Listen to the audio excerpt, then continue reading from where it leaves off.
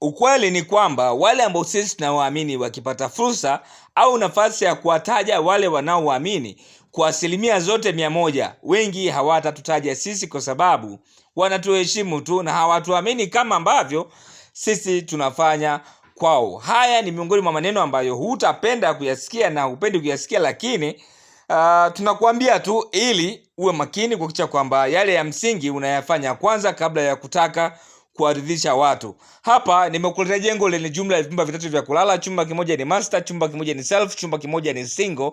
Hapo jumla wake ni vyumba 3 vya kulala, lakini ndani humo kuna sebule kubwa, dining, jiko, store, lakini kuna chumba cha kujisomea. Chumba hicho kinaweza kikawa kina matumizi zaidi. Unaweza ukakitumia kama chumba cha kujisomea, unaweza ukakitumia kama ofisi binafsi, na unaweza ukakitumia pia kama chumba cha ibada. Sasa kwenye hili jengo utatumia jumla ya tofali za blocks. Jumla ya tofali za blocks 3,300 kamili. Lakini kama utataka kutumia tofali za kuchoma hapa, lazima uende na tofali 10,500. Sasa hizi tofali ninazozitaja hapa ni zile zitakazotumika katika usawa wa boma peke yake.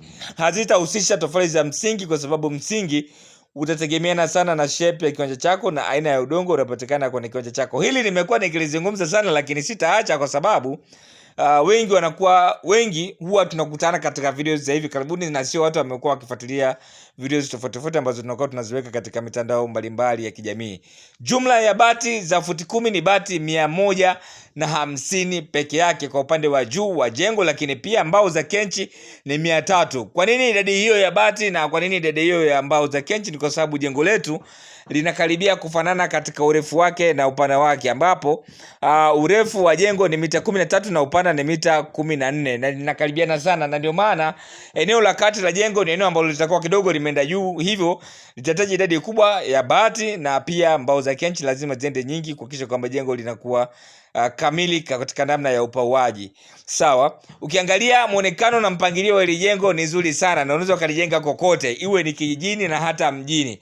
Kama itakuwa ni kijijini, basi jiandae hata jina la kijiji kupewa wewe, hata jina lako likawa ndio jina la kijiji. Au kama utajenga mjini, basi heshima itafuata mkondo wake.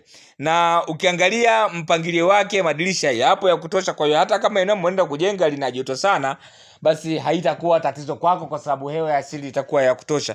Lakini pia uzuri mwingine katika jengo hili ni uwepo wa mwanga wa asili ya kutosha ndani, kitu ambacho kinaweza ikafanya watu kuwa na changamoto ya uoni hafifu ukiwa ndani ya jengo. Kwa hiyo hili nalo ni la kuzungumziwa.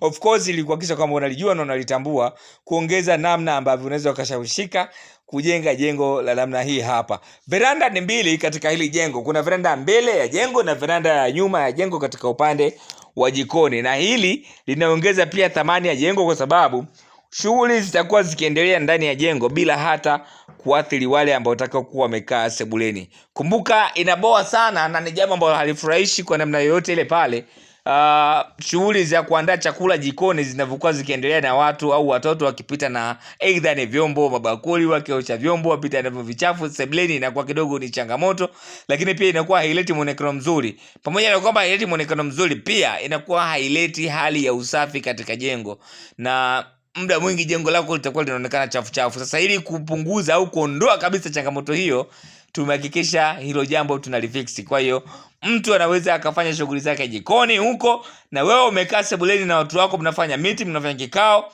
na bado kusiwe na mtu anapita.